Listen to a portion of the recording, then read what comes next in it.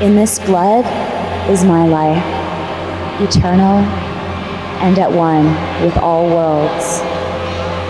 I am the giver of life and the end thereof.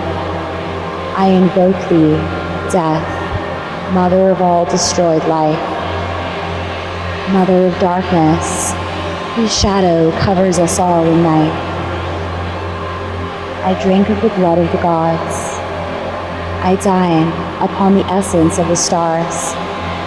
I consume from the amrita of immortality. This is my destiny and my path of darkness unto you, unto myself, of which only death is the true master.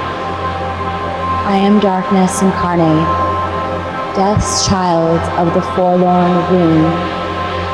The power of life is within me to command as night falls. I invoke thee, 𝕭𝖊𝖊𝖑. To those who crawl upon the flesh of our decayed life, I welcome you.